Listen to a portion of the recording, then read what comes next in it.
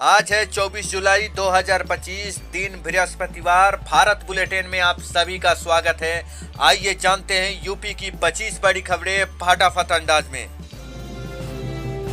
इटावा में सरकारी स्कूल की प्रिंसिपल ने किया सुसाइड, कमरा बंद कर फंदे से लटकी, साथी टीचर से चल रहा था झगड़ा। इटावा में प्राथमिक स्कूल की प्रिंसिपल ने अपने घर के फंदे में लटक कर जान दे दी। उनकी शादी नहीं हुई थी, वह भाई के साथ रह रही थी। घर वालों की सूचना पर पहुंची पुलिस 100 को पोस्टमार्टम के लिए भेज दिया। घटना की वजह प्लाट की लेन देन को लेकर बताया जा रहा है। मामला भर थाना क्षेत्र के गांव मोटी का है। अहमदाबाद एयरपोर्ट पर टेक ऑफ से पहले इंडिगो फ्लाइट में आग, पायलट ने मेडे कॉल भेजा। कल एयर इंडिया के विमान में आग लगी थी। अहमदाबाद से दीव जा रही इंडिगो की फ्लाइट ATR 76 में बुधवार को उड़ान भरने से पहले इंजन में आग लग गई। फ्लाइट में 60 लोग पैसेंजर थे। जैसे विमान रनवे पर टेक ऑफ की तैयारी कर रहा था, पायलट ने एयर ट्रैफिक कंट्रोल ATC को इमरजेंसी मेडे कॉल भेजा और उड़ान पर रोक लगा दी। लखनऊ में 5 सेंटीमीटर के चीरे से घुटना का प्रत्यारोपण हुआ। 2 साल से दर्द से जूझ रही थी महिला। KGMU के डॉक्टरों ने दी राहत। लखनऊ में KGMU के डॉक्टर घुटने के तेज और असहनीय दर्द से जूझ रही महिला का सफल इलाज किया। घुटना प्रत्यारोपण के लिए 5 सेंटीमीटर का चीरा लगाना पड़ा और 24 घंटे के अंदर में मरीज को अस्पताल से छुट्टी देने के लिए फिर घोषित कर दिया गया। गोरखपुर में 600 ट्रेन महिला सिपाही रोते चिल्लाते बाहर आई। एक बोली, बाथरूम में कैमरे लगे हैं। PTI सस्पेंड, DGP भड़के अफसरों को फटकारा। गोरखपुर में ट्रेनी महिला सिपाही ने बुधवार सुबह 8 बजे हंगामा कर दिया। 600 महिला सिपाही रोती चिल्लाती ट्रेनिंग सेंटर से बाहर आ गई। उन्होंने ट्रेनिंग सेंटर की व्यवस्था पर गंभीर सवाल उठाए। हरिद्वार से दिल्ली तक हाईवे पर कांवड़ियों का रेला, गंगा जल भरकर शिवालय जा रहे। यूपी के करीब हर जिले में कांवड़ियों जयकारा लगाते हुए कई किलोमीटर पैदल चलते नजर आ रहे हैं। हरिद्वार से दिल्ली तक हाईवे पर कांवड़ियों का रेला नजर आ रहा है। हरिद्वार से गंगा जल लाने वालों की संख्या 4 करोड़ पार गई है। हरिद्वार प्रशासन के मुताबिक पिछले दिनों रोजाना 50 से 60 लाख कांवड़िया हरिद्वार पहुंच रहे हैं। गाजियाबाद में नकली दूतावास खोला, 4 फर्जी देश बनाए। आरोपी लंदन से MBA विदेश में नौकरी दिलाने के नाम पर ठगता था। STF ने पकड़ा। यूपी के गाजियाबाद में फर्जी दूतावास का खुलासा हुआ है। ATF ने मंगलवार को छापा मारकर हर्षवर्धन जैन को अरेस्ट किया है। उसके पास से VIP नंबर वाली 4 लग्जरी गाड़ियां जब्त की गई है। साथ ही अलग अलग देशों और कंपनियों के 34 मोहरे भी मिले हैं। इसके अलावा विदेश मंत्रालय का मोहर लगे नकली पेपर्स और 44,70,000 रुपये नगद बरामद किए गए हैं। यूपी दिल्ली से अलकायदा के 4 आतंकी अरेस्ट। गुजरात ATS का दावा, देश में बड़े हमले की साजिश रच रहे थे। कई चैट मिले हैं उनके पास से। उत्तर प्रदेश में आतंकी संगठन अलकायदा के मॉड्यूल का भंडाफोड़ हुआ है। गुजरात ATS ने यूपी के नोएडा में से एक आतंकी समेत 4 को गिरफ्तार किया। बुधवार को ATS ने बताया कि 2 आतंकी गुजरात, एक दिल्ली, एक नोएडा से पकड़े गए। ये चारों नकली नोटों के रैकेट और आतंकी संगठन के विचारधारा को फैलाने में शामिल थे। प्रयागराज में 5 साल के बेटे के लिए उठाई कांवड़। पहले बोल नहीं पाता था, अब चल नहीं पाता है। माता पिता को भोलेनाथ पर भरोसा। प्रयागराज के सिकंदराबाद इलाके में एक परिवार कांवड़ लेकर बनारसी पहुंचा। परिवार में शीतल गुप्ता, उनकी पत्नी रिया और 5 साल का बेटा आर्यन शामिल है। शीतल लगातार 5वीं बार कांवड़ लेकर आए हैं। रिया ने दूसरी बार कांवड़ उठाई है। काशी विश्वनाथ मंदिर के करीब 10 किलोमीटर पहले ये लोग हमें रोहनिया में भास्कर तालाब के पास मिले। रिया कहती है कांवड़ उठाने के पीछे एक मन्नत है, वो मन्नत हमारे बच्चे के लिए है। अखिलेश ने मस्जिदों में सपा सांसदों के साथ की मीटिंग। डिप्टी CM बोले वो नमाजवादी। अखिलेश का जवाब, हम जोड़ने वाली आस्था के साथ काम करते हैं।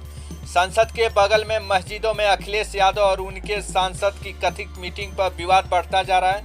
डिप्टी सीएम ब्रजेश पाठक ने अखिलेश यादव को नवाजवादी बताया। कहा, संविधान में साफ लिखा है कि हम धर्म का इस्तेमाल राजनीतिक उद्देश्य के लिए नहीं करेंगे, लेकिन सपा मुखिया हमेशा संविधान का उल्लंघन करते हैं। उन्हें संविधान पर कोई भरोसा नहीं। यूपी के मथुरा में सांप ने 3 दिन में एक परिवार के 3 लोगों को काट लिया। इसमें से एक युवक की मौत हो गई, जबकि 2 लोग हॉस्पिटल में एडमिट हैं। 10 दिन में पूरा परिवार दहशत में है। पूरी रात बैठे बैठे गुजर रही है। लोग घर से दिन में निकलते हैं, अंधेरा होने पर वापस आ जाते हैं। गांव के लोग इस अंधविश्वास में आ गए हैं कि सांप से बचने के लिए पूजा पाठ रहना है। यूपी के पीसीएस अफसर ज्योति मौर्य के सफाई कर्मी पति आलोक मौर्य ने गुजारा भत्ता मांगा है। आलोक ने इसके लिए इलाहाबाद हाईकोर्ट का दरवाजा खटखटाया है। याचिका पर हाईकोर्ट ने ज्योति मौर्य को नोटिस जारी किया। अगली सुनवाई 8 अगस्त को होगी। उपराष्ट्रपति जगदीप धनखड़ के इस्तीफे में नया मोड़ आ गया है। 21 जुलाई को उपराष्ट्रपति जगदीप धनखड़ ने स्वास्थ्य का हवाला देते हुए पद से इस्तीफा दिया था। विपक्ष का कहना है कि इनके पीछे कोई बीमारी नहीं, जबकि कोई गंभीर वजह है। 10 साल बाद बदले में मर्डर, पिता का दर्द। जब लड़ाई हुई तो बेटा 12 साल का था। अब लखनऊ छोड़कर गांव लौट जाएंगे। दीपक नाम का एक व्यक्ति बेटे को लेकर लगातार परेशान कर रहा था। रोजाना दुकानदार हटाने की धमकी दे रहा था। कभी कभार पुलिस लेकर आ जाता था, इसीलिए झगड़ा भी हुआ था। हत्या के बाद उसे नामजद किया गया था, लेकिन अज्ञात में मुकदमा दर्ज हुआ। अब खुलासा हुआ तो हम खुद चौंक गए। घटना के बाद से यहाँ रहने की इच्छा कम हो गई है। अब अपने गांव वापस चले जाएंगे। जब लड़ाई हुई थी तो मेरा बेटा 12 साल का था। कोई इस उम्र में कैसे मारपीट कर सकता है। कुशीनगर वालों के लिए एक नया सौगात। कुशीनगर एयरपोर्ट को IFR लाइसेंस मिला। अब रात में भी विमान सेवाएं उपलब्ध होगी और विदेशों से भी फ्लाइट रात को आ सकेंगी और जा सकेंगी। 1400 किलोमीटर दौड़ लगाकर कांवड़ियों ने जल चढ़ाया। 70 किलोमीटर लंघते हुए बाबा बैद्यनाथ मंदिर पहुंचा। आज सावन की शिवरात्रि, काशी में बाबा विश्वनाथ के दर्शन के लिए उमड़ी भीड़।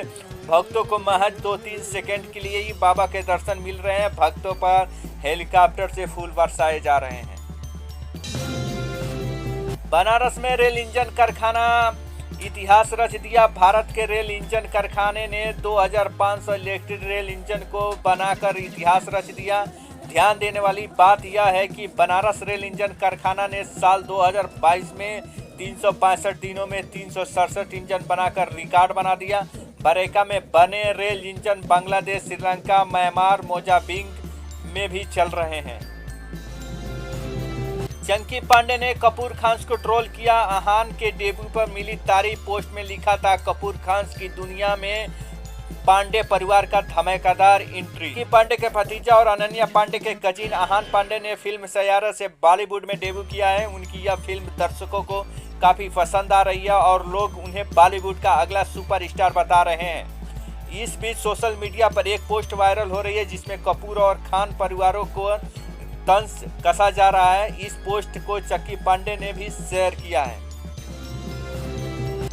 उपराष्ट्रपति जगदीप धनखड़ का इस्तीफा मंजूर। संसद भी नहीं पहुंचे, विदाई समारोह में शामिल नहीं होंगे।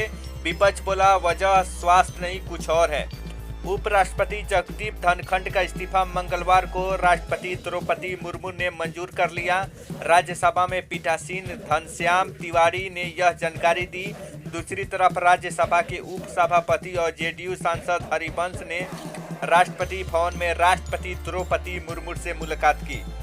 हरिवंश ने ही आज सुबह 11 बजे धनखड़ की जगह राज्यसभा की कार्रवाई शुरू की थी। ऑपरेशन सिंदूर पर लोकसभा में 28 और राज्यसभा में 29 जुलाई को चर्चा होगी।